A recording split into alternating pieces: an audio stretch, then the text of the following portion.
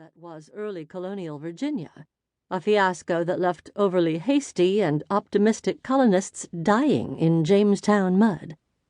It was that experience that caused Smith to quickly disabuse readers of any belief that New England offered quick riches and easy sources of profit, such as gold or silver.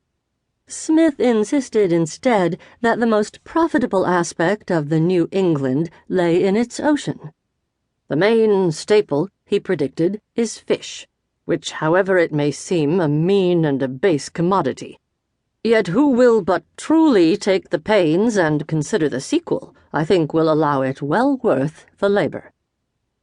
For those who doubted him, he gave the example of the stalwart Dutch who fished, Smith noted with admiration, at a great charge and labor in all weathers in the open sea.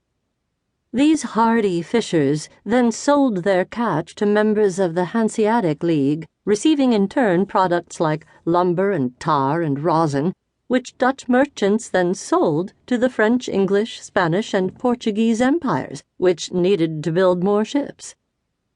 In the process, the Dutch became so mighty, strong, and rich as no state but Venice. But the real wonder to Smith was that they achieved this great wealth and power as mere middlemen. He marveled that it could be fairly asked of the Dutch, what voyages and discoveries east and west, north and south, yea, about the world make they? None, was the answer, nor had the Dutch an army. And still, never could the Spaniard with all his mines of gold and silver pay his debts, his friends, and army half so truly as the Hollanders still have done by this contemptible trade of fish. The sea, Smith argued, served as a Dutch mine. New England had plenty of fish to net, too.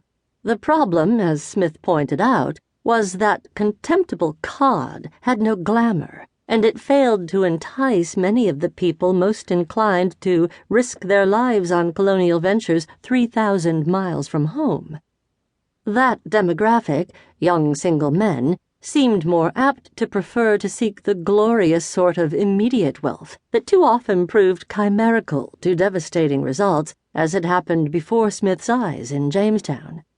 There, far too many of the early arrivals had been gentlemen well-dressed, but ill-suited to the kind of labor required to create a new colony. Their gentility proved their downfall.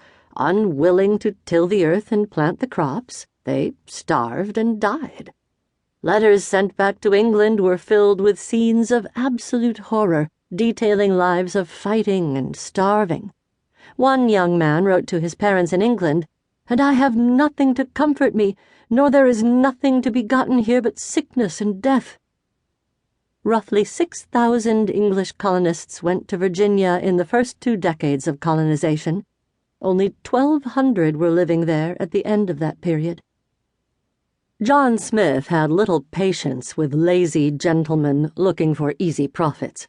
"More are choked than well-fed," he noted caustically, "with such hasty hopes." As a result, first on his list for success in New England was stamping out the notion of immediate wealth, of quick riches. Hence his insistence that colonists in New England follow the Dutch example. They would be the suppliers of those empires fortunate enough to have mines and metals and cash crops. They might become rich by association, literally, but that wealth would come from prosaic labor.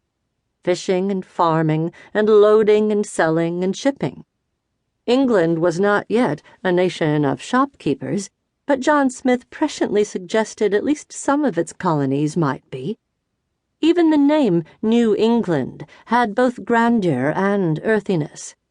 The adjectival portion pointed to lofty ambitions, but the noun was rooted in intimately familiar, if not quotidian, kinds of lives.